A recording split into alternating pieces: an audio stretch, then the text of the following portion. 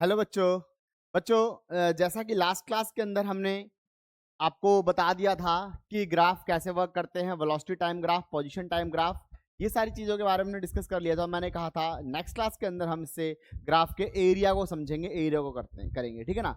तो चलिए बच्चों, हम स्टार्ट करते हैं अपने एरिया वाले कॉन्सेप्ट को कि ग्राफ का एरिया क्या करता है और क्या बताता है। तो एडवांस काइनेमेटिक्स का पार्ट होगा ये, जिसके अंदर वेलोसिटी टाइम ग्राफ का, काइनेमेटिक्स का, यूनिफॉर्म सर्कुलर मोशन, ये सब हम स्टडी करने वाले हैं, स्टडी करेंगे, ठीक है ना। हम यहाँ पर अब देखेंगे वेलोसिटी टाइम ग्राफ जो है वो क्या रिप्रेजेंट करता है। जैसे पिछली क्लास में देख लिया था, वैसे जनरली हम आज के एरिया के बारे में देखने वाले हैं। Area under velocity time graph हम आज देखेंगे। Area under velocity time graph कि उसके एरिया का क्या इफेक्ट पड़ता है, या एरिया क्या होता है, उसका एरिया, वेलोसिटी टाइम ग्राफ का एरिया क्या होता है, हम ये आज की क्लास के अंदर देखने वाले हैं। मैं आपको कुछ बातें बता दूं। देखो, जैसे कि ये ग्राफ है, ये ग्राफ है, इसके अंदर मैं आपको डायरेक्ट बता देता हूँ। इससे पहले यहाँ से बताता हूँ, यहीं से बताता हूँ। ये सपोज दैट ऐसे करके हम वेलोसिटी टाइम ग्राफ के एरिया की बात कर रहे हैं। मैंने लिख भी रखा है, भी वो आप नोट कर लेना।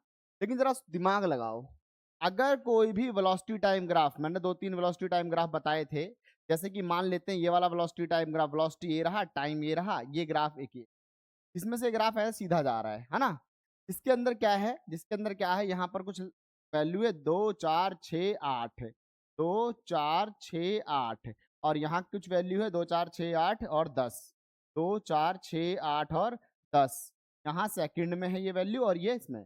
अब अगर इस ग्राफ के अंदर हम ये जानना चाहें कि भाई इसकी डिस्प्लेसमेंट क्या होती है, और how we will calculate displacement from the with the help of that graph, तो देखो ये क्या याद करो, वेलोसिटी क्या होता है। वेलोसिटी होता है डिस्प्लेसमेंट अपॉन टाइम।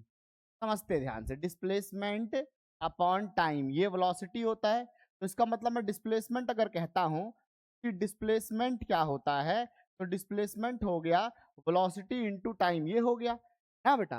वेलोसिटी ये रहा, टाइम ये रहा, डिस्प्लेसमेंट क्या हो गया, वेलोसिटी इनटू टाइम। चलिए ठीक है, अब थोड़ा सा और हम इसे समझते हैं। जरा आप सोचो, हमने कभी भी किसी रेक्टेंगल वगैरह को, जब हमने पढ़ा है ऐसे करके, हाँ मैं बता देता हूँ, हमने कभी किसी ऐसे रेक्टेंगल वगैरह को पढ़ा है, तो रेक्टेंगल का एरिया क्या था, लेंथ इनटू ऐसे करके ब्रेड्थ, यही रेक्टेंगल का एरिया होता है। अगर इसके एरिया की बात करूंगा तो लेंथ इनटू ब्रेड्थ होता है, ये होता है ना बेटा। सिमिलरली आपको यहाँ क्या दिख नहीं रहा, एक साइड ये हो गई, एक साइड ये हो गई है।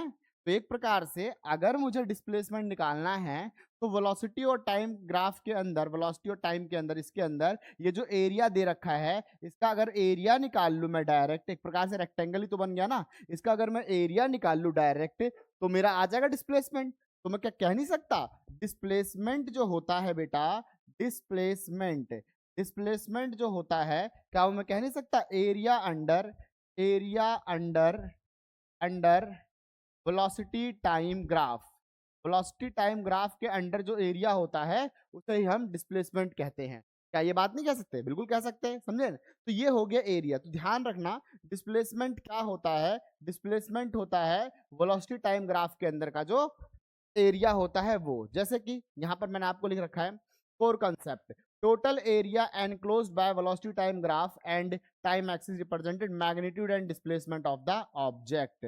ठीक है, मतलब कि जो एरिया है वो क्या बताता है, मैग्नीट्यूड ऑफ डिस्प्लेसमेंट बताता है कि उसका डिस्प्लेसमेंट कितना है। अगर वेलोसिटी टाइम ग्राफ का जो एरिया होता है क्या बताता है, वेलोसिटी टाइम ग्राफ का एरिया डिस्प्लेसमेंट को बताता है। मैंने आपको भी समझा भी दिया।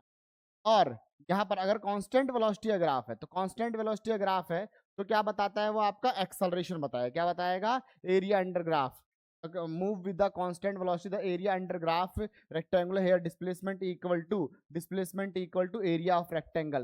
कहने का मतलब अभी वेलोसिटी टाइम ग्राफ की बात चल रही है कि वेलोसिटी टाइम ग्राफ का फिर वही क्या बताता है, डिस्प्लेसमेंट बताता है। देखो ध्यान रखना, वेलोसिटी क्या होता है, डिस्प्लेसमेंट अपॉन टाइम। तो डिस्प्लेसमेंट क्या होगा, वेलोसिटी इनटू टाइम होगा।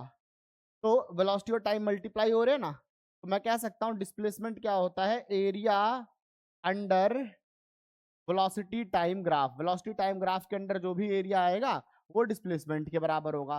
उसी प्रकार से एक्सेलरेशन क्या होता है बेटा, एक्सेलरेशन तो वेलोसिटी अपॉन टाइम होता है ना। वेलोसिटी, तो वेलोसिटी क्या हो जाएगी, वेलोसिटी हो जाएगा एक्सेलरेशन इनटू टाइम हो जाएगा। तो ऐसा भी तो कहा जा सकता है कि जो एक्सेलरेशन वाले ग्राफ मैंने आपको समझाए थे उसके अंदर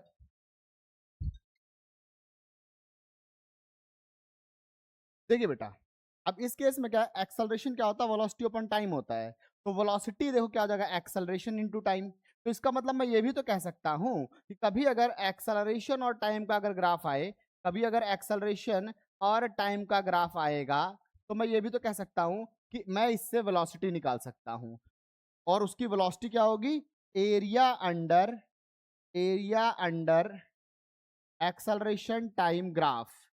देखो बहुत सिंपल है, कोई इसमें ज्यादा मत्थामारी नहीं करनी, कोई इसमें ज्यादा बहुत भयंकर कॉन्सेप्ट नहीं है कि एरिया जो होता है दो साइड का मल्टीप्लीकेशन होता है। एरिया जो होता है किसी का लेंथ, रेक्टेंगल का एरिया तो दो साइड का मल्टीप्लीकेशन, तो एरिया जो होता है दो साइड का मल्टीप्लीकेशन होता है। जब मैं दो साइड का मल्टीप्लीकेशन करूंगा तो मुझे क्या मिलेगा, एरिया मिलेगा। उसी तरीके से अगर वेलोसिटी और टाइम का मल्टीप्लीकेशन करूंगा तो डिस्प्लेसमेंट मिल जाएगा। मैं कह सकता हूँ डिस्प्लेसमेंट जो होता है एरिया किसका, जो वेलोसिटी टाइम के अंदर आ रहा है। आई बात समझ में, एरिया जो वेलोसिटी टाइम के अंदर आ रहा है। यहाँ पर एक क्वेश्चन था ना, देखो वेलोसिटी कितना है 8, तो एक तरीके से वेलोसिटी हो गया 8। अगर मैं इसका निकालना चाहूँ, डिस्प्लेसमेंट निकालना चाहूँ इस वाले का, पहले मैंने आपको समझाया, मैं क्वेश्चन करा देता हूँ। अगर मैं इसका डिस्प्लेसमेंट निकालना चाहूँ तो क्या होगा, वेलोसिटी मल्टीप्लाई टाइम, जैसे लेंथ मल्टीप्लाई ब्रेड्थ करते थे ना, उस तरीके वेलोसिटी मल्टीप्लाई टाइम। वेलोसिटी कितना हो गया 8 हो गया, और टाइम कितना हो गया यहाँ से यहाँ तक 10 हो गया। तो बेटा डिस्प्लेसमेंट कितना हो गया 80 मीटर हो गया। तो बेटा ये आ गया डिस्प्लेसमेंट, ये आ गया डिस्प्लेसमेंट इस ग्राफ का। इस ग्राफ का जो एरिया था वो इसके डिस्प्लेसमेंट के बराबर था। आसान, एरिया जो होता है दो चीजों का मल्टीप्लिकेशन होता है, उसी के अकॉर्डिंग हमने कर लिया। तो देखो ग्राफ का एरिया क्या रिप्रेजेंट करता है, आई मीन ग्राफ क्या रिप्रेजेंट करता है, वो तो इसका एरिया है। अगर वेलोसिटी का ग्राफ है तो डिस्प्लेसमेंट रिप्रेजेंट करेगा, और एक्सेलरेशन से रिलेटेड ग्राफ है तो वेलोसिटी रिप्रेजेंट करेगा। मैंने भी समझा दिया आपको, समझे। अच्छा अब ये देखिए कुछ क्वेश्चन है, एक क्वेश्चन दे रखा है इसके अंदर, examine the constant velocity graph on the right, calculate the displacement of object represented by the graph over highlighting time interval। Time interval दे रखा है, अच्छा नहीं दे रखा। अब मान लेते हैं ऐसे दो, ऐसे करके मान लेता हूँ मैं, टाइम इंटरवल दे देता हूँ आपको इसके अंदर, 2 4 6 8, 2 4 6 8 मीटर पर सेकेंड, ये वेलोसिटी हो गई। 2 4 6 8 10 12 ऐसे करके ये टाइम हो गया, ठीक है बेटा। अब क्वेश्चन है कि बताइए डिस्प्लेसमेंट क्या होगा। तो अभी अभी 2 मिनट पहले तो हमने पढ़ा है कि डिस्प्लेसमेंट जो होता है वो होता है area under velocity time graph. अभी मैंने यहाँ जो बना के दे रखा है, ये जो ग्राफ है, ये आपका ग्राफ याद करिए, रिवाइज करके बैठना बेटा। ये कांस्टेंट वेलोसिटी का ग्राफ है, जो मैंने पिछली क्लास में समझाया था। ये ग्राफ कांस्टेंट वेलोसिटी का दिखा रहा है, मतलब कि 8 की स्पीड से लगातार वो 12 सेकंड तक चलता चलता चला जा रहा है, समझ रहे हो ना। अब इसके अंदर का एरिया क्या हो जाएगा, डिस्प्लेसमेंट क्या हो जाएगा, डिस्प्लेसमेंट हो जाएगा लेंथ मल्टीप्लाइड बाय ब्रेड्थ। ये क्या हो गया 8 हो गया, वेलोसिटी क्या हो गया 8 हो गया, टाइम क्या हो गया 12 हो गया, ठीक है ना। तो 12 96 मीटर होता तो बेटा ये होगा डिस्प्लेसमेंट इस ग्राफ का, तो हो गया ये एरिया हो गया, समझे बेटा। तो नोट कर लें फटाफट, फिर हम आगे चलते, स्लाइड को, पहली वाली स्लाइड्स को भी देख लेंगे एक बार। फर्स्ट स्लाइड रोक के नोट कर लेंगे, ठीक है। देन सेकंड स्लाइड रोक के नोट कर लेंगे, देन थर्ड, ठीक है ना बेटा, नोट कर लिए। ओके ठीक है बेटा, नोट कर लिया। अब आगे चलते हैं। अब देखिए इसी टॉपिक के ऊपर एक क्वेश्चन है, ऐसा करके कैलकुलेट डिस्प्लेसमेंट, ये रहा क्वेश्चन, ठीक है। इसके अंदर हम क्या करेंगे, डिस्प्लेसमेंट कैलकुलेट करेंगे। और कैसे, देखो ये दे रखा है सब कुछ, calculate total displacement of this, graph दे रखा है, ये रहा वेलोसिटी, ये रहा टाइम, ये आप ही कैलकुलेट कर लेंगे, ठीक है ना। वैसे चलो मैं करके दिखाया। डिस्प्लेसमेंट क्या होता है, एरिया अंडर, पहले आप रोक के भी कर सकते हैं, पीटी ग्राफ, ग्राफ देख लो ध्यान से, आपके बुक का ही ग्राफ है, ज्यादा वो नहीं है, ठीक है ना। तो ये हो गया ग्राफ। अब वेलोसिटी क्या हो गई, वेलोसिटी हो गया यहाँ से लेकर यहाँ तक 20 की वेलोसिटी हो गई, है ना। इनटू टाइम क्या हो गया, यहाँ से लेकर यहाँ तक 6 हो गया, 6 तो क्या आ गया बेटा 120 मीटर, समझे। आंसर 120 मीटर, क्लियर, आसान था, ठीक है, नोट कर लो। ठीक है अब आगे चलता हूँ लेकर, अब कुछ अच्छा क्वेश्चन देखते हैं। ठीक है। अब एक क्वेश्चन ये रहा, ये क्वेश्चन अच्छा क्वेश्चन है, आपके बुक का ही क्वेश्चन नहीं है। अब इसमें भी कह रखा है कैलकुलेट डिस्प्लेसमेंट। अब ये थोड़ा अच्छा क्वेश्चन, इसके अंदर डिस्प्लेसमेंट कैलकुलेट करना है। अब की बार जो ग्राफ है, अब की बार जो ग्राफ है उसमें वेलोसिटी जो है कांस्टेंट नहीं है, वेलोसिटी लगातार बढ़ती बढ़ती बढ़ती बढ़ती चली जा रही है। याद करिए मैंने समझाया था ये ग्राफ जो है वो यूनिफॉर्म एक्सेलरेशन ग्राफ है, ये ग्राफ जो है वो यूनिफॉर्म एक्सेलरेशन ग्राफ है। अब कह रहा है कि डिस्प्लेसमेंट बताइए, क्या बताइए, डिस्प्लेसमेंट बताइए 10 टू 20 सेकेंड का। यहाँ क्वेश्चन था total, calculate calculate displacement 10 to 20 second, ये था क्वेश्चन। पूरा नहीं कैलकुलेट करना था, पूरा कैलकुलेट करना होता, मैं आपको आइडिया दे देता हूँ, फिर भी पूरा कैलकुलेट करना होता तो मैं क्या करता, ऐसे करके यहां से लेकर यहां तक, यहां से लेकर यहां तक ये एक राइट एंगल ट्रायंगल बन रहा है, तो मैं एरिया ऑफ ट्रायंगल लगा देता। आपको ये भी समझना पड़ेगा वो जो पर्टिकुलर एरिया बन रहा है वो किस बॉडी के सिमेट्रिकल है, वो किससे सिमेट्रिकल है। जैसे कि यहाँ पर देखो, अब मेरे को 10 से 20 सेकंड का निकालना है, यहां से लेकर यहां तक का निकालना है। यहां से यहां तक का जाऊंगा तो ये देखो डिस्प्लेसमेंट, तो डिस्प्लेसमेंट क्या होता है, डिस्प्लेसमेंट होता है वेलोसिटी मल्टीप्लाई टाइम, ऐसे करके होता है ना, डिस्प्लेसमेंट वेलोसिटी मल्टीप्लाई टाइम होता है। अब सर जी कहां से कहां था, 15 से लेकर 20 सेकंड, सॉरी 10 से लेकर 20 सेकंड तक, 10 से लेकर 10 टू 20 सेकेंड, समझे बेटा। तो अब क्या करें इसके लिए, अब इसके लिए मुझे दिख रहा है जो एरिया 10 से 20 सेकंड के अंदर जो एरिया आ रहा है बेटा, वो ये एरिया आ रहा है, क्या आ रहा है, ये एरिया आ रहा है, ध्यान देंगे ये एरिया आ रहा है ना, समझे। वो ये एरिया आ रहा है, यहां से लेकर यहां तक ये एरिया आ रहा है, ये तो एरिया आ रहा है ना 10 से लेकर 20 सेकंड तक ये। अब बेटा ये एरिया है क्या, जिन बच्चों को नॉलेज है ट्रेपीजियम की तो ट्रेपीजियम का फॉर्मूला लगा देंगे, है ना। जिन बच्चों को ट्रेपीजियम की नॉलेज है वो ट्रेपीजियम का फॉर्मूला लगा देंगे। लेकिन जिनको नॉलेज नहीं है वो ये काम करें कि अगर आप ध्यान देंगे तो आपका जो ये एरिया बन के तैयार हो रहा है वो उसके अंदर एक रेक्टेंगल है और एक ट्रायंगल है, ध्यान दो। इतना तो अब पता है, इतना तो मैथ में पढ़ा ही होगा, एक रेक्टेंगल है एक ट्रायंगल है। तो अब की बार यहाँ पर दो चीज, तो आप जिन बच्चों को ट्रेपीजियम नहीं पता तो क्या करेंगे, एरिया ऑफ रेक्टेंगल निकाल देंगे, में जोड़ देंगे एरिया ऑफ ट्रायंगल, इन दोनों को जोड़ देंगे। रेक्टेंगल का एरिया क्या होता है sir ji, length multiplied by breadth, ये रेक्टेंगल का एरिया होता है। और ट्रायंगल का एरिया क्या होता है, 1/2 बेस इनटू में हाइट। ठीक है बेटा, तो चलिए डिस्प्लेसमेंट आ जाएगा, डिस्प्लेसमेंट आ जाएगा, डिस्प्लेसमेंट आ जाएगा, ठीक है। ओके, तो ये हो गया displacement. Length into breadth, rectangle ये रहा ना भाई, लेंथ कितनी है 10 से लेकर 20 तक, भाई लेंथ तो 10 ही हुई ना, 10 से लेकर 20 तक गया 10 गया, है ना, लेंथ हो गई 10। ब्रेड्थ कितनी हुई, यहां से लेकर यहां तक, तो से लेकर मतलब यहां से लेकर यहां तक ना, यहां से लेकर यहां तक ना, दिख रहा है ना 5 है, ये हो गई ब्रेड्थ। ऐसे इसको लेंथ मान लो, इसको ब्रेड्थ मान लो, कोई दिक्कत नहीं है। तो ये ब्रेड्थ क्या हो गई, 5 हो गई, तो जी 5 हो गया, ऐसे करके प्लस 1/2। अब ट्रायंगल के अंदर तुम्हें पता होना चाहिए बेटा बेस इंटू हाइट, बेस बेटा ये हो जाएगा, हाइट क्या हो जाएगा, ये हो जाएगा। तो बेस क्या हो गया, ए से सी तक बेस हो गया, और बेस की वैल्यू क्या हो जाएगी, इसको कंपेयर, ए के जहां पर क्या आ रहा है 10 आ रहा है, सी के जहां पर क्या आ रहा है 20 आ रहा है, बेस क्या आ गया 10 और 20 का डिफरेंस कितना हो गया 10 10। और हाइट कितना हो गया, यहाँ सी से लेकर बी तक किसकी हाइट हो गई, से लेकर बी तक हाइट कैसे निकालूंगा, सी के पास गया, यहाँ पर गया, यहाँ से इसको लाइन को मिलाया तो मेरे को मिला 5 पे, और बी पे जो मैंने मिलाया तो 10 पे मिला, तो कितना डिफरेंस आ गया बेटा, फिर से 5 का, क्या डिफरेंस आ गया, ये 5 का, क्या आ गया 50 आ गया, प्लस में 1/2, ये 5 बचा, तो मैं इसको रफ कर देता हूं ऐसे करके, 5 बचा तुम्हारा प्लस 5 इंटू में 5, क्या हो गया बेटा 50 जमा में 25, क्या हो गया बेटा 75 मीटर, ये आ गया डिस्प्लेसमेंट, ये आ गया। ठीक है बेटा, आया समझ में, क्लियर है कि इसका आपको 10 से लेकर 20 सेकंड तक का डिस्प्लेसमेंट निकालना था।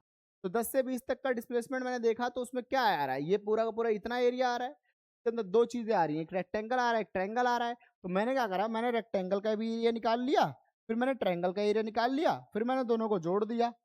रेक्टेंगल का एरिया लेंथ इंटू ब्रेड्थ होता है, ट्रायंगल का एरिया 1/2 बेस इंटू हाइट होता है। तो मैंने कॉन्सेप्ट लगाया और आंसर निकाल लिया, समझे ना बेटा। ठीक है, तो इस तरीके से हमने क्या करा, एरिया कैलकुलेट मतलब डिस्प्लेसमेंट कैलकुलेट कर लिया। नोट कर लें बेटा, फिर मैं आगे लेके चलता हूँ। हो गया, ठीक है।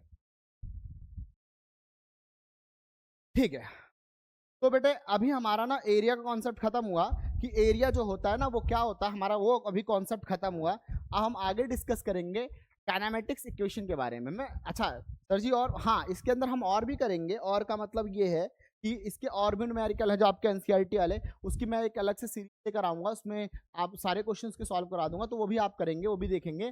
बट अब हम काइनेमेटिक्स इक्वेशन के बारे में पढ़ते हैं। काइनेमेटिक्स इक्वेशन क्या होती है। देखिए, आपने क्या क्या सीखा, आपने सीख लिया वेलोसिटी सीखा, टाइम सीखा, डिस्प्लेसमेंट सीखा, एक्सेलरेशन सीखा, सब कुछ सीखा। याद करिए आपने क्या क्या सीखा। आपने v4 वेलोसिटी ये सीखा, जो कि डिस्प्लेसमेंट अपॉन टाइम होता है, d4 डिस्प्लेसमेंट। आपने ये सीखा, q4 इनिशियल वेलोसिटी होता है बेटा, शुरुआती इनिशियल वेलोसिटी। आपने ये सीखा, के बाद आपने क्या सीखा, A4 एक्सेलरेशन होता है, एक्सेलरेशन, जो कि मैंने सिखा रखा है change in velocity upon time होता है ना। आपने एक्सेलरेशन सीखा, और T4 क्या सीखा आपने, टाइम सीखा। ठीक है बेटे, डिस्प्लेसमेंट को हम S से भी लिखते हैं, डिस्प्लेसमेंट को लिखने का तरीका S भी होता है, D भी होता है, कोई दिक्कत नहीं होती, ठीक है ना। आपने ये सीखा। अब हमारा आज का काम है, हम इक्वेशन ऑफ मोशन सीखने वाले हैं, इक्वेशन ऑफ मोशन।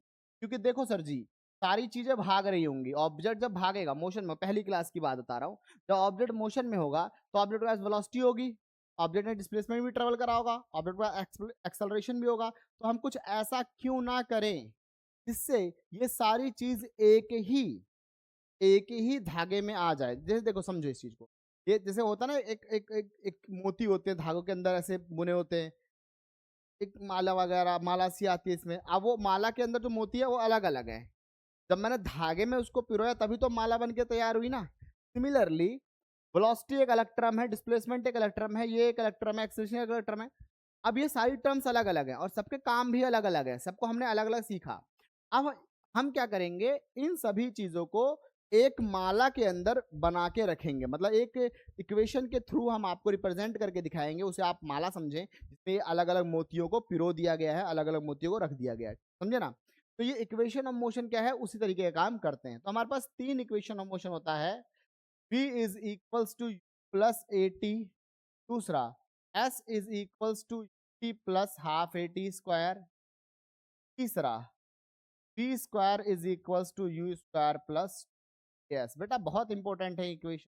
हमने अगर अलग अलग जो मोती थे ये, उनको इनसे हमने तीन मालाएं बना ली, एक तरीके से तीन इक्वेशंस बना ली, और ये इक्वेशंस हमको बहुत हेल्प करेंगी।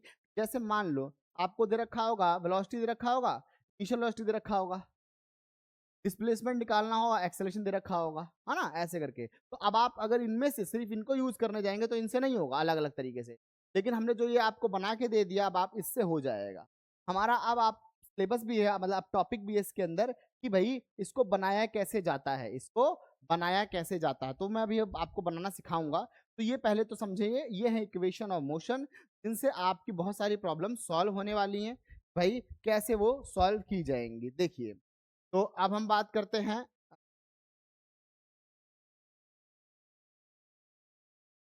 ठीक। तो ये है इक्वेशन ऑफ मोशन, ये रही सारी इक्वेशन ऑफ मोशन। ये v is equals to u plus a t, बेटा इसे कहते हैं वेलोसिटी टाइम।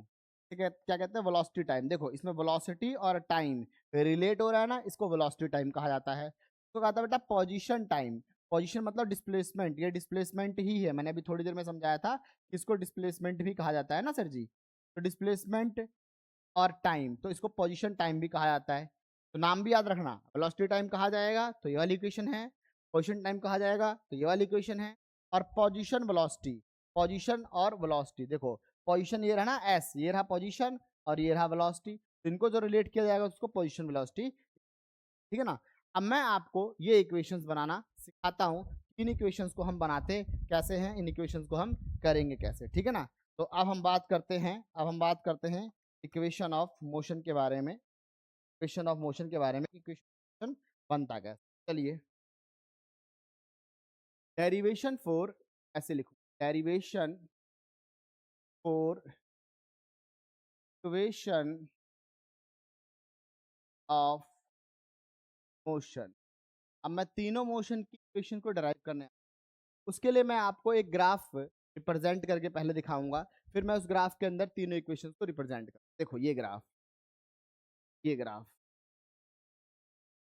यहाँ से ये, पहले इस ग्राफ को समझ, ये हो जाएगा बेटा इनिशियल वेलोसिटी u, और आपका हो जाएगा यहाँ से ऐसे फाइनल वेलोसिटी v। बहुत ध्यान से, और इस एक्सिस पे ले लेंगे ऐसे करके टाइम t ले लेंगे, है ना। बहुत बहुत मैथमेटिक्स। ये ग्राफ क्या समझा, ये ग्राफ पहले आपको समझाता है कि देखो ये है ओरिजिन 0 0 टाइम समथिंग है। ये ग्राफ समझाता है कि आपके ऑब्जेक्ट की वेलोसिटी, याद करिए पहले तो ऐसे करके ये वाला ग्राफ याद कर लेते हैं, 2 4 6 8 10, 2 4 6 8 और 10, 1 2 3 4 5, 1 2 3 4 5, ये वाला ग्राफ याद कर लेते हैं। ये ग्राफ किस चीज का था, यहाँ वेलोसिटी, यहाँ पर टाइम, याद करो। ये ग्राफ था जब पार्टिकल के एक फिक्स टाइम में फिक्स वेलोसिटी में चेंज आ रही हो, फिक्स टाइम में फिक्स वेलोसिटी में चेंज, इस ये वाली लाइन है, ये वाली लाइन, ये वाली लाइन है, ऊपर वाली लाइन, ठीक है ना। फिक्स टाइम में जब फिक्स वेलोसिटी चेंज हो रही हो, तो ये वो ग्राफ था, है ना। इसके अंदर क्या था, इसके अंदर एक पर्टिकुलर टाइम के अंदर बार बार एक जैसे चेंज आ रहा है, एक पर्टिकुलर टाइम में बार बार एक जैसा चेंज आ रहा है, उसको हम क्या कहते थे, वेलोसिटी टाइम ग्राफ। और इसका नाम हमने रखा था, कांस्टेंट वेलोसिटी, है ना। इसका नाम भी देखो, वेलोसिटी ये रहा, टाइम ये रहा, कांस्टेंट एक्सेलरेशन, सॉरी, 0 पे 0, 2 4 6 8 10, है ना, और 1 2 3 4 5। मैंने समझाया था एक्सेलरेशन क्या होता है बेटा, इसका एक्सेलरेशन होता है चेंज इन वेलोसिटी अपॉन में टाइम, वेलोसिटी में चेंज अपॉन में टाइम। बेटा ये सिंबल जो होता है डेल्टा वाला सिंबल, ये चेंज का सिंबल होता है, चेंज इन वेलोसिटी। अब 0 से लेकर टाइम में चेंज हुआ 1 सेकंड, यहाँ वेलोसिटी में कितना चेंज हुआ, 2 का चेंज हुआ, ठीक है जी। अगला 1 सेकंड में वेलोसिटी में कितना चेंज हुआ, 2 का चेंज हुआ। अब वेलोसिटी में कितना चेंज हुआ, 2 का चेंज हुआ। अब वेलोसिटी में कितना चेंज हुआ, 2 का। अरे भाई 2 का ही तो हो रहा है, 4 से 6 पे आ रहा है, तो 2 का बदलेगा तभी तो 6 पे जाएगा, 6 से 8 पे आ रहा है, फिर 2 का बदलेगा तभी ऐसे। और 2 से 3 सेकंड पे जा रहा है, तो क्या हो गया, 1 सेकंड का चेंज हुआ, फिर 3 से 4 1 का चेंज हुआ, फिर 4 से 5 1 का चेंज हुआ। टाइम में देखो 1 1 सेकंड का चेंज हो रहा है इसमें। अब अगर ध्यान दें तो हर जगह जो वेलोसिटी में चेंज है वो बराबर ही तो है, बार बार चेंज। एक्सेलरेशन क्या हो गया, तो कहने का मतलब हर सेकंड में जो वेलोसिटी का चेंज है, दो दो दो दो दो। जब चेंज इन वेलोसिटी ऐसे लिखा जाएगा, एक्सेलरेशन लिखा जाएगा, चेंज इन वेलोसिटी कैसे निकालते हैं, चेंज इन वेलोसिटी निकालते हैं final velocity minus initial velocity on में टाइम टी, है ना। ये हो जाएगा, समझे ना। फाइनल वेलोसिटी क्या हो गया आपका, ये फाइनल वेलोसिटी हो गया 2, इनिशियल वेलोसिटी क्या हो गया आपका 0, और ये क्या हो गया आपका टाइम टी हो गया, टाइम क्या हो गया, टी हो गया। तो ये देखो बेटा, ये कांस्टेंट एक्सेलरेशन है ना, जीरो थोड़ी था। तो टाइम टी हो गया, 2 में से 2 गया और टाइम 1 आ गया, तो कितना आंसर है, 2 मीटर पर सेकंड एक्सेलरेशन है इसका। अच्छा, इसके बाद 1 से लेकर 2 सेकंड का देखते हैं, एक्सेलरेशन क्या हो गया, final velocity minus initial velocity upon में टाइम, 1 से लेकर 2 सेकंड। टाइम में कितना चेंज हुआ, टाइम में चेंज हुआ 1, वेलोसिटी में कितना चेंज हुआ, 1 2 से 4 पहुंचा ना, तो फाइनल वेलोसिटी क्या हो गई, 4, अंत वाली वेलोसिटी 4 हो गई। इनिशियल क्या थी, 2 थी। क्या आंसर आया, 2/1। क्या आंसर आया, 2 मीटर पर सेकेंड। मैं वही यूनिफॉर्म बोला, कांस्टेंट बोला था। देखो अभी एक्सेलरेशन क्या है, 2 मीटर पर सेकेंड, अभी एक्सेलरेशन क्या है, 2 मीटर पर सेकेंड। बार बार एक्सेलरेशन 2 मीटर पर सेकेंड, मतलब लगातार एक्सेलरेशन एक जैसा है ना, लगातार एक्सेलरेशन एक जैसा है ना, इसलिए एक्सेलरेशन कहते हैं, एक्सेलरेशन चेंज नहीं आ रहा, समझे ना। हाँ, वेलोसिटी जो है इसे कहते हैं यूनिफॉर्म इंक्रीज, मतलब लगातार बढ़ती जा रही है। यूनिफॉर्म का मतलब होता है एक जैसा, सभी शब्दों को ध्यान रखो भाई, तो सारा खेल शब्दों का है। यूनिफॉर्म वेलोसिटी का मतलब, यहाँ वेलोसिटी की जो मतलब क्या करता था, वेलोसिटी जो है uniform increasing velocity, uniform increasing velocity, increasing velocity, मतलब लगातार यहाँ जो इंक्रीज है वो एक जैसा इंक्रीज हो रहा है। 2 के बाद 4, फिर 4 के बाद 6, 6 के बाद 8, तो इंक्रीज लगातार 2 का ही तो हो रहा है ना, इसे यूनिफॉर्म इंक्रीज वेलोसिटी कहा जाता है ना। तो अब देखते हैं इसको क्या कहा जाता है। देखो ये हो गया, इसको देख लेंगे ध्यान से। एक और मैंने आपको ग्राफ समझाया था, पहले मैं दोनों ग्राफ रिवाइज कराऊंगा तभी आपको ये समझ में आएगा। एक और मैंने ग्राफ आपको समझाया था, जिस ग्राफ के अंदर पार्टिकल ऐसा था, जिस ग्राफ के अंदर पार्टिकल ऐसा था भाई, ऐसे करके ये ऐसे, यहाँ पर वेलोसिटी थी, यहाँ पर टाइम था, ऐसा था पार्टिकल ऐसे करके। तो उसमें मैंने समझाया था कि अगर 2 4 6 8, 2 4 6 8, 1 2 3 4 5 6 ऐसे करके, है ना। तो अगर पार्टिकल 1 2 3 4 5 6 8 पे लगातार 8 की वेलोसिटी से जाता आ रहा है, तो इसको सिर्फ इसको कहते हैं यूनिफॉर्म, यूनिफॉर्म वेलोसिटी, कहते हैं यूनिफॉर्म वेलोसिटी, समझे ना। और वो यूनिफॉर्म इंक्रीजिंग वेलोसिटी, वो यूनिफॉर्म तरीके से बढ़ती आ रही है, लगातार एक जैसी बढ़ती आ रही है, बढ़ती है, तो इसे कहते हैं यूनिफॉर्म वेलोसिटी और इसे कहते हैं यूनिफॉर्म इंक्रीजिंग वेलोसिटी, समझे। ओके जी। तो अब देखो ये ग्राफ ऐसा ही बन रहा है बेटा। इनिशियली ये रहा, इनिशियली जो पार्टिकल था, इनिशियली पार्टिकल यहाँ पर था, उसके बाद उसने समय के साथ अपनी वेलोसिटी में बढ़ना, अपनी वेलोसिटी को बढ़ाना स्टार्ट किया। तो इसका मतलब जो मैंने दोनों ग्राफ आपको दिखाए थे, ये दोनों, अब की बार ये दोनों ग्राफ ओवरलैप हो गए कि नहीं हो गए? अब की दोनों ये ग्राफ, अच्छा लेकिन सर जी ये तो ओरिजिन से चढ़ेगा ना, आपने तो इसके अंदर यहाँ चढ़ा रखा है, ऐसा क्यों करा? ऐसा क्यों करा भाई? इसको अगर मैं इसके ऊपर रखूंगा तो ये तो यहाँ से स्टार्ट होना चाहिए। हाँ मैं आपकी बात समझ रहा हूँ। तो अब इसका क्या हिसाब के, इसका देखो मतलब ये है कि ना, जो पार्टिकल, आप जैसे कार है, आपकी कार है, इसमें मैं मान लेता हूं 2 4 6 8, 2 4 6 8, कि हमारा जो पार्टिकल था ना, हमारी जो कार थी, वो पहले ना कितने पे थी? इस ग्राफ को प्लॉट करने के लिए आपको समझना पड़ेगा, एक डेटा समझना पड़ेगा पूरा पूरा, तब जाके ग्राफ आता समझ। ऐसे करके ये कार है, कार हमने देखा टाइम हो रहा है, टाइम हो रहा है 9 बज रहा है ना, 9, सपोज दैट ऐसा, और कार जो है वो ना 8 की स्पीड से भागे जा रही है, उसकी वेलोसिटी क्या है 8। मैं बेटा यू लिखूं या वी लिखूं? ऐसे 8 से वो भागे जा रहा है, मतलब बात सेम ही क्या है, अभी तो आप इसको अलग अलग समझे। यू लिखता हूँ, वो 8 मीटर पर सेकंड से कार भागे जा रही है। अब मैंने सोचा, देखो कार भागे जा रही है, समझो कार भागे जा रही है, मैंने सोचा यार 8 सी, लगातार 8 सी, 8 8 8 सी, 8 मीटर पर सेकंड से भागे जा रही है, 8 मीटर पर सेकंड से भागे जा रही है। फिर मैंने सोचा रोड तो खाली है, स्पीड बढ़ाता हूँ। अब मैंने क्या करा, अब मैंने स्पीड बढ़ाना स्टार्ट करा। अब देखो, अब जब मैंने सोचा कि मैं स्पीड बढ़ाता हूं, तो बेटा वो टाइम तो जीरो ही लिया जाएगा ना, वो टाइम तो जीरो, क्योंकि यहां से तो मैंने सोचा ना, यहाँ तो मेरी कार 0 सेकंड, जैसे कार मेरी लगातार 8 से चलती आ रही, चलती आ रही है, कार 8 से चलती आ रही है। मैंने अब सोचा, जैसे 9 बजे सोचा, 9 बजे अब मैं अपनी स्पीड बढ़ाना स्टार्ट करता हूँ, तो 9 है वो जीरो का ही तो काम करेगा, क्योंकि वहां से मैंने सोच के अब मैं काम करना स्टार्ट कर रहा हूँ भाई। अब 8 से 10, 10 से 12, 12 से 14, 14 से 16, लगातार अब स्पीड बढ़ाता आ रहा हूँ ना, तो उस केस में तो जीरो मानना जाएगा ओरिजिन को, कि मैंने अब स्टार्ट किया। तो उसके बाद 2 सेकंड में इतना, 1 2 3 4 5 6 ऐसे, 1 2 3 4 5 6 ऐसे करके, और 2 4 6 8 10 ऐसे करके, 8 10 12 14 16 ऐसे करके, कि अब 0 सेकंड में मैंने, होता ना, मैंने 0 सेकंड में अपने आप को मोटिवेट किया कि मैं स्पीड बढ़ाऊंगा। अब 0 सेकंड बोले तो 9 बजे, 9 बजे तक कार मेरी 8 की स्पीड आ रही थी, जाने दो। तो अब 1 सेकंड पे कितने हो गए 10, अगले पे कितने हो गए 12, अगले पे कितने हो गई ये, अगले पे कितने हो गई ये। इसका मतलब इसको मैं क्या ये नहीं कह सकता कि पहले ऑब्जेक्ट जो था वो यूनिफॉर्म वेलोसिटी में जा रहा था, पहले ऑब्जेक्ट जो था वो यूनिफॉर्म वेलोसिटी में जा रहा था, देन के अंदर क्या हुआ, एक्सेलरेशन आया, देन उसके अंदर एक्सेलरेशन, ये भी तो कह सकता हूँ ना, क्योंकि देखो ये जब वेलोसिटी चेंज होगी, यहाँ से अब वेलोसिटी चेंज होना स्टार्ट हुई ना, तो यहाँ पर एक्सेलरेशन आया, यहाँ पर एक्सेलरेशन आया, यहाँ पर एक्सेलरेशन नहीं आया, क्योंकि जब उसकी वेलोसिटी एक जैसी रहेगी इस वाले केस में, 1 सेकंड पे 8, 2 सेकंड पे भी 8, 3 सेकंड पे भी 8, अगर मैं एक्सेलरेशन निकालने जाऊं, एक्सेलरेशन तो होता है चेंज इन वेलोसिटी ना, final velocity minus in velocity upon में टाइम, टाइम 2 से लेकर 1 सेकंड में देखते चेंज कितना हुआ, टाइम में चेंज हुआ 1 सेकंड का, टाइम में चेंज हुआ 1 सेकंड का, वेलोसिटी में क्या 2 पे कितने थी 8 पे थी, फाइनली 8 पे थी, और 1 पे कितनी थी 8 पे थी। तो भाई कितना चेंज, कोई चेंज नहीं हुआ ना, तो एक्सेलरेशन क्या आ गया इसका, 0 आ गया।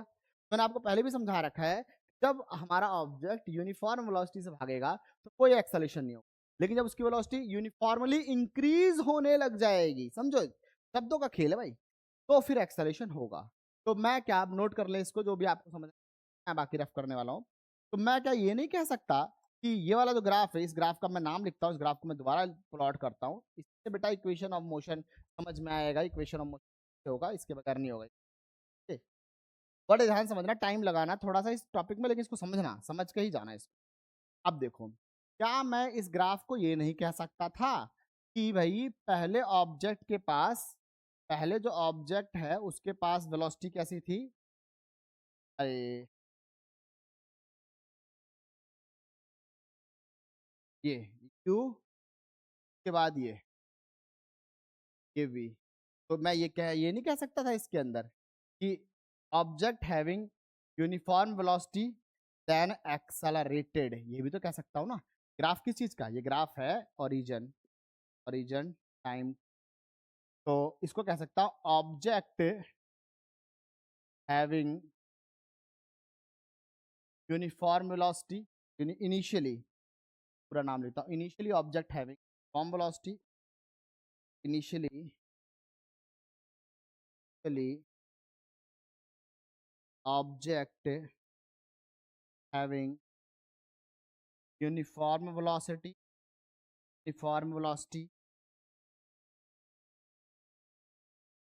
देखो इनिशियली ऑब्जेक्ट के पास एक यूनिफॉर्म वेलोसिटी, देन एक्सेलरेट, तब वो एक्सेलरेट करना स्टार्ट कर रहा है ना, मतलब उसके बाद उसने वेलोसिटी बढ़ाना बढ़ाना बढ़ाना स्टार्ट किया ना, ये ग्राफ है, इसी ग्राफ से इक्वेशन ऑफ मोशन होगा। ठीक है ना। चलिए अब बात करते हैं आगे, अब जैसे अब फर्स्ट इक्वेशन बात करेंगे। देखो जैसा कि हम जानते हैं दैट, जैसा कि हम जानते हैं एक्सेलरेशन क्या होता है, एक्सेलरेशन होता है change in velocity upon time, velocity upon time, ये होता है ना बेटा एक्सेलरेशन।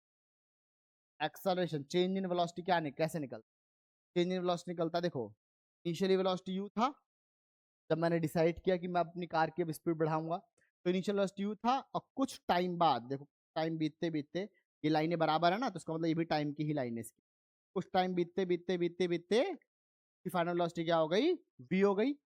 आया समझ में, चेंज कैसे निकालेंगे, final velocity minus initial velocity निकलता है ना, चेंज निकलेगा फाइनल वेलोसिटी माइनस वेलोसिटी और अपॉन में टाइम, क्योंकि इस वेलोसिटी से इस वेलोसिटी पे पहुंचने में, ऊपर वाली वेलोसिटी, इस वेलोसिटी से इस वेलोसिटी पहुंचने में टाइम कितना लगा, यही तो टाइम तो लगा ना भाई, टी टाइम लगा, समझे ना। अब ये क्या हो जाएगा, ये टाइम यहाँ डिवाइड में तो इसके मल्टीप्लाई में होगा, ये हो जाएगा a T is equal to v minus u, और इसको जंप कराऊंगा यहाँ पर, माइनस का इधर जाएगा तो प्लस जाएगा, तो v is equals to 2 plus a t हो जाएगा। अरे सर जी ये क्या कर दिया भाई, अगर मैं इसको ऐसे कर दूंगा कि यहाँ v लिख लेता हूँ, v लिख लेता हूँ ऐसे करके, और ये ए टी प्लस में u, या v इज इक्वल्स टू, इसको पलट देते प्लस ए, बेटा आया समझ में, ये हो गई equation of motion, first equation आया समझ में। ठीक है बेटा, नोट कर लीजिए फटाफट, फिर हम आगे लेके चलते, नोट कर लो।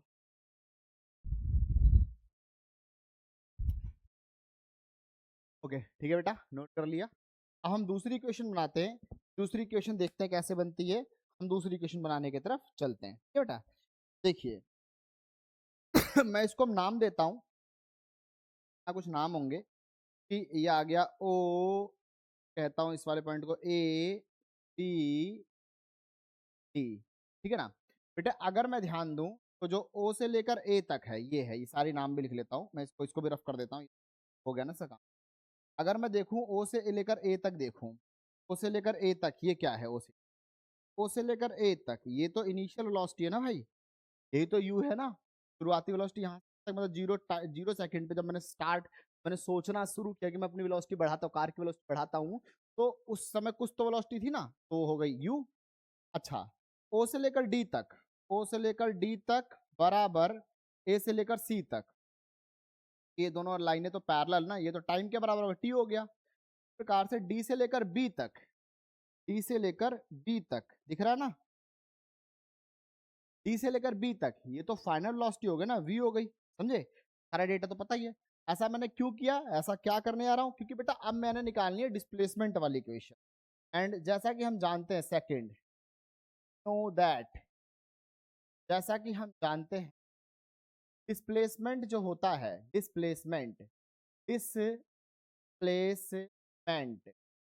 बेटा डिस्प्लेसमेंट को यहां मैं एस से लिखूंगा, डी से भी लिखते हैं, कोई दिक्कत नहीं है, बट एस से लिखेंगे। अभी मैंने थोड़ी देर पहले आपको समझाया इसी लेक्चर के अंदर ही है कि डिस्प्लेसमेंट जो होता है वेलोसिटी टाइम ग्राफ के अंदर का जो डिस्प्लेसमेंट होता है वो उसके एरिया के बराबर होता है ना, यही समझाया था ना। एरिया अंडर, अब इसमें देखते कितना आ रहा है, एरिया अंडर, मतलब ये वेलोसिटी है, ये टाइम, ये पूरी एक्सिस वेलोसिटी की, पूरी एक्सिस टाइम की है, तो इसमें कितना एरिया आ रहा है, O A B C D ओ, है ना, ओ ए बी सी ओ, इतना एरिया है ना भाई। यहां से लेकर हमारा जो ऑब्जेक्ट हो, यहां से लेकर यहां तक पूरा एरिया ट्रेवल कर रहा है ना भाई, पूरा एरिया ट्रेवल कर रहा है। तो अगर मेरे को डिस्प्लेसमेंट निकालनी है तो उस वेलोसिटी टाइम ग्राफ का एरिया निकाल लेता हूँ, फिर डिस्प्लेसमेंट होगा, मैंने यही तो समझाया थोड़ी देर पहले, समझे ना। अब ध्यान देता हूं, S इज इक्वल्स टू, फिर वही बच्चों को प्रॉब्लम की क्या है, तो देखो ना, ये एरिया पूरा जो बन रहा है उसके अंदर एक रेक्टेंगल आ रहा है और बेटे उसके अंदर एक ट्रायंगल आ रहा है, ऐसे ही तो बन रहा है ना उसका पूरा एरिया। तो पूरा एरिया है वो क्या है, एरिया, एरिया ऑफ रेक्टेंगल, जो कि क्या है, O A C D, O A C D plus area of triangle, जो कि क्या है, ए बी, ए बी, ये ट्रायंगल है ना। अब बेटे सबको एरिया का फॉर्मूला तो पता ही होता है, लेंथ, रेक्टेंगल का एरिया क्या होता है, length into breadth, length, rectangle area ना, लेंथ इंटू ब्रेड्थ, लेंथ क्या हो गया, ओ ए हो गया, ओ ए लेंथ हो गया, मल्टीप्लाई ब्रेड्थ क्या हो गया, ओ डी हो गया, ब्रेड्थ हो गया, ओ डी हो गया, ठीक है जी, प्लस बीच में प्लस है ना, प्लस, ये है आपका क्या, ट्राइंगल। ट्राइंगल का एरिया क्या होता है, 1/2, 1/2 बेस मल्टीप्लाई हाइट, यही होता ना, 1/2 बेस मल्टीप्लाई हाइट।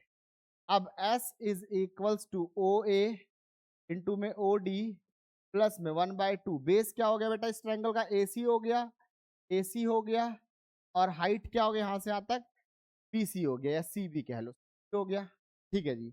अभी क्या करो, इनकी वैल्यू को सब्स्टिट्यूट कर दो, ओ ए, ओ ए मैं पहले समझा चुका हूं, यू के बराबर है, यहां से यहां तक यू के बराबर है ना, ये हो गया यू हो गया, ओ डी, ओ से लेकर डी तक, ये सर जी ये तो पूरा टाइम है ना भाई, हाँ ये टी हो गया, प्लस 1/2 ए सी, ए सी कहाँ गया, कहाँ गया, ए सी, ए से लेकर सी तक, ए से लेकर सी तक क्या आ रहा है, ए से लेकर सी तक, ये देखो टाइम के बराबर है, टाइम तो टी हो गया, सी बी, सी से लेकर बी तक, ये नहीं पता चल रहा ये क्या चीज है ना, थोड़ा ध्यान दें, देखो सी से लेकर बी तक, अगर मैं इस पूरे में से इतने को माइनस कर दूं तो इतना नहीं आ जाएगा दोबारा, अगर मैं डीबी में से, डीबी देखो कैसा आएगा, डीबी में से मैं माइनस कर दूं, डी से लेकर बी तक माइनस कर दूं, डी से सी, डी सी माइनस कर दूं, क्या हो नहीं जाएगा, क्या सर जी क्या कर दिया आपने, पूरे में से यहां से लेकर यहां तक में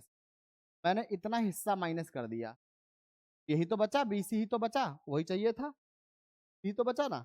अच्छा अब सर जी डीबी क्या है, यहां से लेकर यहां तक डीबी क्या है, तो डीबी देखो, डीबी क्या है, ये तो वी है, डी से लेकर बी तक ये क्या है भाई, ये तो वी है ना, तो वी है, ये हो गया यू टी प्लस 1/2 टी, ये हो गया वी माइनस डी से लेकर सी तक, डी से लेकर सी तक, ये देखें ये वाली लाइन के बराबर है, ओ ए के बराबर है, तो जो ओ ए है यहां से लेकर यहां तक है वो सी डी के बराबर नहीं है, या डी सी का हो या सी डी का हो, भाई ये जो ओ ए है ये इसी के पैरेलल है, ये वाली लाइन जो है वो इसके पैरेलल है, तो ये लाइन बराबर इसके, ये लाइन बराबर इसके, यही चलता ना मैथ के अंदर, तो ये हो गया यू हो गया, यू हो गया।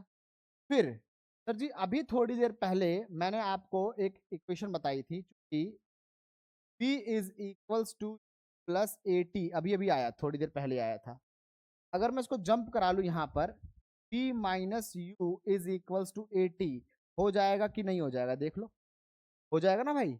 यहाँ v माइनस यू पहले ही आ गया, ये रहा v माइनस यू, तो v माइनस यू की ए टी ना डाल दूं, ये क्या आ गया आपका t प्लस में 1/2 t इंटू में A T is equal to S आ गया।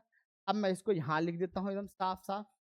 अगर मैं इसको लिखना चाहूँ तो s is equals to 2t plus 1/2, देखो a रहा t की पावर 1, t की पावर 1 क्या बन गया t की power 2, s is equals to u t plus half A t. ये बन गई आपकी सेकंड इक्वेशन। हम देख लो ध्यान से, नोट कर लो इसको, ठीक है ना, नोट कर लो, फिर मैं थर्ड बनाना सिखाता हूँ, ठीक है ना। चलिए नोट करिए।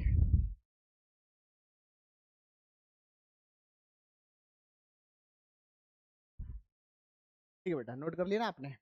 अब देखिए थर्ड इक्वेशन। हम थर्ड इक्वेशन, जैसा कि हम जानते हैं वी ऑल्सो नो दैट, जैसा कि हम जानते हैं, क्या जानते हैं, अभी अभी थोड़ी देर पहले हमने s is equals to u t plus half A t का स्क्वायर। इसमें सर जी जो टी था उसको मैं पहले ही समझा चुका हूँ, क्योंकि v is equals to plus a T होता है, तो ये जंप करके यहाँ जाएगा, तो v minus u is equals to a t हो जाएगा। t क्या आ जाएगा sir ji, v minus u upon में a आ जाएगा। आई बात समझ में, यहाँ से टाइम आगे निकल के, टाइम निकल के आ गया। अब क्या करूंगा बेटा, टाइम ना यहाँ सब्स्टिट्यूट कर दूंगा, टाइम उठा के इस इक्वेशन में डाल दूंगा। t put in above equation, इसमें डाल दूंगा, तो क्या बन गया s is equals to u, t क्या बन गया माइनस यू अपॉन में a बन गया 1/2 a, t क्या बन गया v माइनस यू अपॉन में a का पूरे का स्क्वायर बन गया। समझे कि नहीं समझे, आया समझ में, ठीक है जी। अब आगे चलते हैं, अब मैथ लगाएंगे बेटा, सिंपल मैथ बची है बस।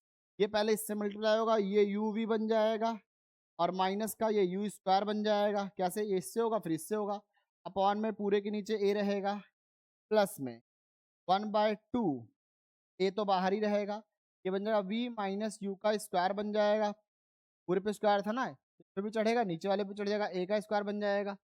समझे बेटा, एक बार के स्क्वायर से एक बार का मर जाएगा इससे, तो क्या बनेगा s is equals to 2v minus में का स्क्वायर अपॉन में a बन जाएगा, प्लस 1/2।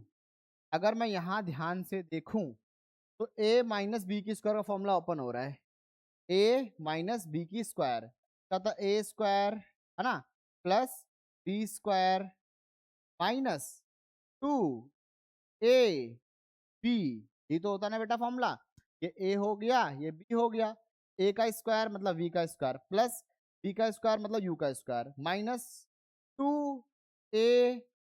समझे, ये हो गया। अच्छा अब आगे चलते थोड़ा सा और हम इसको समझते हैं। अब देखो यहाँ से ए जो है ना ये बाहर आ सकता है, बाहर ले लेते हैं इसको हम, तो ए जो आ जाएगा बाहर आ जाएगा, और अंदर क्या बचेगा, अंदर बचेगा ऐसे करके, ऐसा ऐसा कर लेते बेटा, ऐसा कर लेते हैं, इस पूरे को 2 से इससे मल्टीप्लाई कर देते हैं, मतलब एलसीएम नहीं ले सकते हम यहाँ पर, इसको इससे मल्टीप्लाई करते हैं पूरे को पूरे। देखो क्या कर देता हूँ मैं इसमें, ऐसे कर देता हूँ,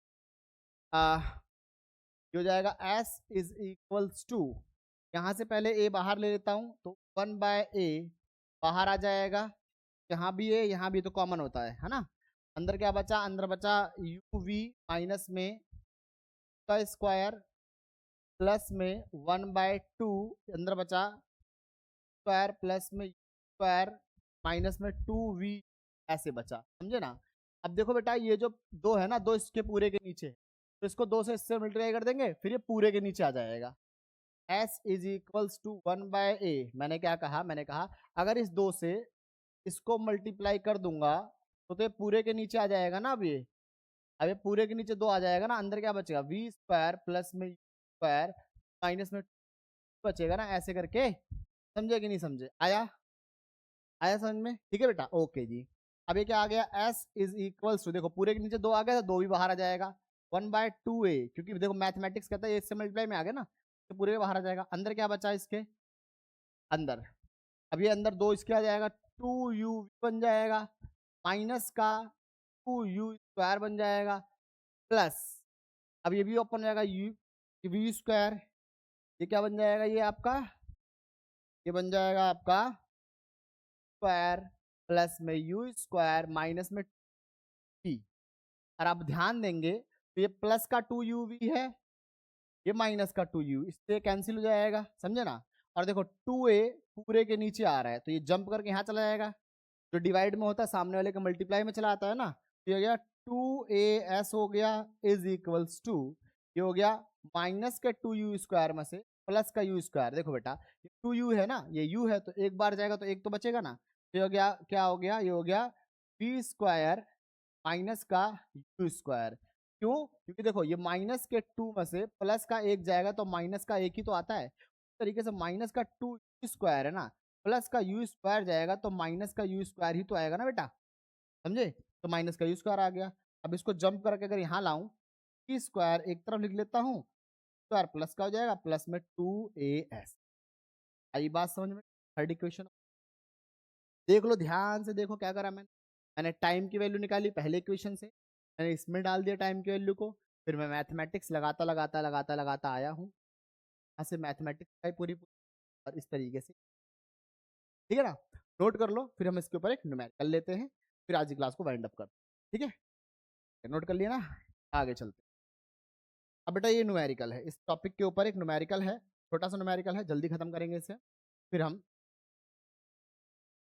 suppose a car moving on a highway, brakes applied which cause acceleration of 4 metre per second. Car है जो कि हाईवे पे मूव कर रही है, ब्रेक अप्लाई करा तो उसका एक्सेलरेशन आएगा 4 मीटर पर सेकेंड स्क्वायर, ये acceleration. How much will it distance travel by the car before coming to stop. मतलब हम कार को रोकना चाहते हैं, कार जो है हाईवे पे भाग रही थी करके, हाईवे पे भाग रही थी ऐसे करके, ये कार ऐसे भाग रही थी, अब मैं कुछ आ गया होगा सामने तो कार को रोकना चाहता हूँ, कार को जब मैं रोकना, अच्छा इनिशियल वेलोसिटी कुछ तो होगा ना, मुझे नहीं पता ना क्या है, अरे भाई कुछ तो होगा ना, दिख, देखो देखो ये कार जब भाग रही थी तो इनिशियल वेलोसिटी कुछ तो होगी ना, ऐसे करके कार है, कार है, कुछ तो इनिशियल वेलोसिटी से भाग रहा है ना, फाइनली मैं ब्रेक मार के उसको रोकना चाहता हूँ, फाइनल में जीरो करना चाहता हूँ, इनिशियल का मेरे को कोई आइडिया नहीं, जब मैं ब्रेक मारूंगा तो एक्सेलरेशन आएगा ही आएगा, उस एक्सेलरेशन से कार रुकेगी, तो बेटा वो एक्सेलरेशन नहीं होगा, वो होगा रिटार्डेशन। मैंने पिछली क्लास में समझा रखा है कि एक्सेलरेशन जब हम स्पीड कम करते हैं तो उस समय जो एक्सेलरेशन होता है वो नेगेटिव होता है और उसको रिटार्डेशन कहा जाता है। यहाँ स्पीड कम करेगा तभी तो रुकेगा ना कार, ठीक है ना, तो वो माइनस का लिया जाएगा। और इनिशियल वेलोसिटी हमने को नहीं पता, फाइनली हम उसको जीरो पे लाना चाहते हैं, समझे ना। How much will distance travel, और इस केस में मतलब रोकते रोकते वो कितना डिस्टेंस ट्रेवल करेगा, वो कितना डिस्टेंस ट्रेवल करेगा, एस फॉर डिस्टेंस, कितना डिस्टेंस ट्रेवल करेगा ये निकालना है। If car was moving with velocity of, पहले अच्छा दे रखी है बेटा, वेलोसिटी दे रखी है कि दो केस है, एक केस कार जब यहाँ पर, अब यहाँ पर मैं इसको रफ कर देता हूँ, ये इनिशियल वेलोसिटी दे रखी है, देखो पहला केस, पहला केस है कार जो है ना, कार जो है वो कितने से मूव कर रही है, हाँ दो केस है, पहला केस कार की जो इनिशियल वेलोसिटी है वो 54 किलोमीटर पर आवर है, समझे, जैसे भाग रही थी कार बड़ी तेजी से 54 किलोमीटर पर आवर से, 4 किलोमीटर पर आवर से कार भाग रही थी, और अब हम चाहते हैं ब्रेक लगा दे और रुक जाए, तो अब फाइनली क्या चाहता हूं मैं, जीरो पे हो जाए, और एक्सेलरेशन क्या हो गया, माइनस का 4 मीटर पर सेकेंड स्क्वायर हो गया, मतलब बेसिकली रोकना चाहता हूँ ना तो इसलिए रिटार्डेशन हो गया वो, समझे। तो अब बताओ कार ने इस केस में कितनी दूरी ट्रेवल करी, एस निकालना है, ठीक है। पहले तो जो बेटा 54 किलोमीटर पर आवर है, सब कुछ मीटर पर सेकंड में ही बदलना होता है, पिछली क्लासेस में मैंने बता रखा है, मीटर पर सेकंड, किलोमीटर से मीटर बदलने के लिए 5/18 से मल्टीप्लाई कर दो, 54 मल्टीप्लाइड बाय 5/18, ये गया इससे 3 टाइम में 15 मीटर पर सेकंड, क्या गया बेटा 15 मीटर पर सेकंड। कार की इनिशियल स्पीड क्या है, 15 मीटर पर सेकंड, फाइनली हम उसको रोकना चाहते हैं, एक्सेलरेशन। कौन सी इक्वेशन अप्रोप्रिएट, तो बेटा मैं ज्यादा टाइम ना लेते हुए देखो तीसरी तो याद करो, square is equals to square plus 2as, अगर आप दोनों देखो बाकी दोनों के अंदर टाइम है, v is equals to u plus a t, वहां टाइम आ गया, s is equals to u t, तुरंत टाइम आ गया, डिस्प्लेसमेंट निकालने की इक्वेशन सेकंड ही है ना, लेकिन उसमें टाइम आ गया, बट हमको टाइम दे नहीं रखा। थर्ड इक्वेशन में टाइम नहीं था, थर्ड इक्वेशन उठा ली। और भी न्यूमेरिकल कराऊंगा, ज़्यादा अच्छा रहेगा। फाइनल वेलोसिटी 0, इनिशियल क्या थी 15 का स्क्वायर हो जाएगा ऐसे करके, प्लस 2 एक्सेलरेशन क्या -4 है और डिस्प्लेसमेंट s। देखो अब आगे बात करते हैं, 0 इज इक्वल टू 15 का स्क्वायर क्या होगा 225 होता है, समझे ना, माइनस का 8s हो गया, जंप करके जाएगा 8s इधर जाएगा, 225 इधर आएगा, s इज इक्वल टू क्या आ गया 225 डिवाइडेड बाय 8 आ गया, इतना मीटर। मतलब ब्रेक लगाते लगाते कार ने इतने मीटर की डिस्टेंस ट्रेवल कर ली होगी। आई बात समझ में? ठीक है बेटा, तो देख लो बेटा, एक बार नोट कर लो, फिर हम आगे चलेंगे। मतलब अगला क्वेश्चन बेटा आप खुद ही सॉल्व करेंगे इस वाले को, तो ध्यान रखना, कार 54 से भाग रही थी, हम उसको रोकना चाहते हैं। भैया 54 से भाग रही है, रोकना चाहते हैं, तो इनिशियल तो 54 हो गया, रोकना चाह रहे हो तो फाइनल 0 हो गया, इसका मतलब ऐसे समझते हो और क्या समझते हैं, समझे ना। और जो मेरे पास 3 इक्वेशन थी, v is equals to u plus a t, ये तो लग ही नहीं सकती, इसके अंदर डिस्प्लेसमेंट है ही नहीं, मतलब s है ही नहीं। दूसरी इक्वेशन जो थी s is equals to T plus half A T square, sir ji ये लगा दो, ये भी नहीं लग सकती, कि अब की बार टाइम चाहिए और पूरी कहीं पर टाइम दे नहीं रखा, आप ध्यान दें, घूम फिर के थर्ड वाली ही लग सकती, थर्ड वाली लगा दी। तो इसीलिए बेटा इक्वेशन ऑफ मोशन का यूज होता है, सेकंड वाला आप खुद करेंगे, ठीक है ना। ठीक है बेटा, मिलते हैं हम अगली क्लास के अंदर। अगली क्लास के अंदर जो बचा हुआ है सर्कुलर मोशन, मतलब मोशन प्लेन है, वो टॉपिक रह रहा है, फिर ये चैप्टर खत्म हो जाएगा, फिर हम इसके न्यूमेरिकल सॉल्व करेंगे। ठीक है बेटा, चलिए मिलते हैं बच्चों नेक्स्ट क्लास में, बाय बच्चों।